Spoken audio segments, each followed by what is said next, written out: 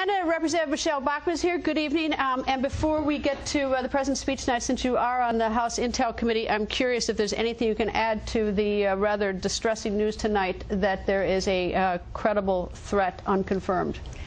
Well, of course, it's very serious. And one thing I will say is that the intelligence community is on this. I think the American people should feel confident that their government is doing everything they can to keep them safe. And this is a very bipartisan issue. There is one issue that I think excels all the rest, and that's keeping the American people safe.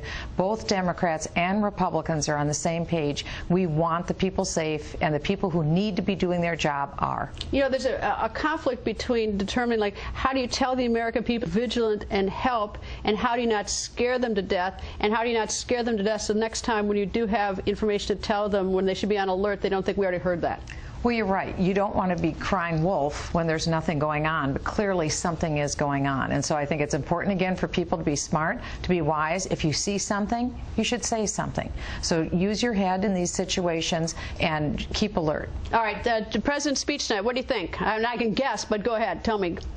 Well, it wasn't a plan. It was a political speech. And I think my bottom line is, so what's new about what we heard? The president gave no new ideas. And I think the real problem is that, again, this was political. And I'm a business person. I'm a former federal tax lawyer. What we needed is what works in the economy. We didn't have an economic speech. We had a political speech. And we need to do what works because, quite simply, to extend payroll tax deductions, there is no credible supporting evidence that shows that that created any new jobs. Not only that, extending the unemployment benefits. If you look at the president's own new economic advisor, he said in 2 different studies that the longer you keep people on unemployment, the less likely it is they're going to find a job. That doesn't work. More stimulus? Do we really need son of stimulus? We passed $1 trillion in stimulus. Will billions more do the job? There was nothing new here. I suppose the one sort of, if you look for the sort of the silver lining, I think it sort of puts everybody's feet to the fire that something's got to be done. Whether you're Republican, because you know what, not this. I don't think a lot of he kept saying hurry, hurry, hurry. How many times did he say pass the plan? I hope you know what? Congress Every time he said pass the plan, I thought, why didn't you give us the plan before he went on vacation? Number one, of course. And number two, I thought if you really do have a plan, we need the whole plan. And why are you holding off 11 days? There still is because, no plan. Well, I mean, look, I'm with you on that. I said if he has a plan, we need to see it, and we need to evaluate. This sort of drip, drip, drip, drip, drip does not leave me with a sense that there is a plan, whether it's a good plan or a bad plan. Well, that's right. And this was a significant event tonight. You don't call in 535 members of Congress and have a joint session where the president gives a speech to the nation and not have something more concrete.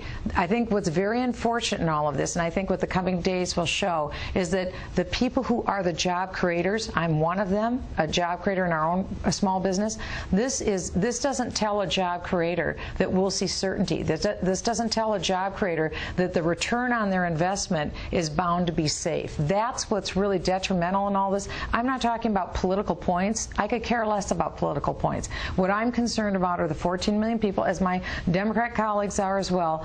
The reality is this speech will impress no one who has an ability to be able to bring the economy back, because the real problem in all of this is that Washington, D.C. will never solve the economy. It's Main Street that solves it. Washington just messes it up and gets in the way. Well, a couple of things. Numbers, it's not just 14 million. It's the 8 million plus who are underemployed, so you add that to it, and then the 2 million plus who have just given up. So it's really about 25 million people that we're talking about who are in desperate situation. But what I ask Congressman Andrews is that, the big problem is we don't have the money.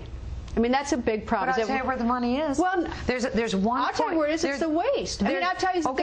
Every candidate, everyone runs on waste. Sure. Everyone runs on waste. The president said he was going to go line by line. I went through his speeches last week. Line by line when he's running for president. He's going to go through the budget and make sure we get rid of all the programs we don't have. There's billions and billions.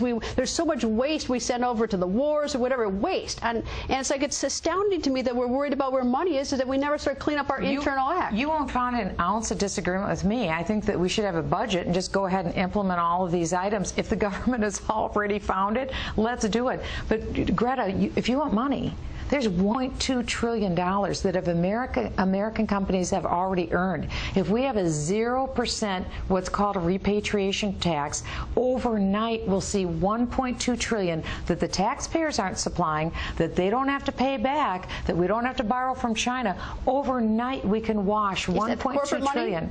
Yes. But that comes back, I guess it goes through the economy. It goes through the economy. It's not coming back into the corporate till. Here's the thing.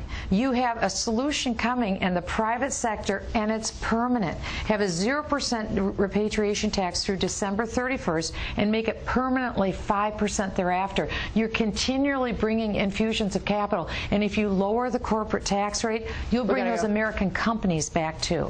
Congresswoman, thank you very much. Thank you, Greta. Straight ahead.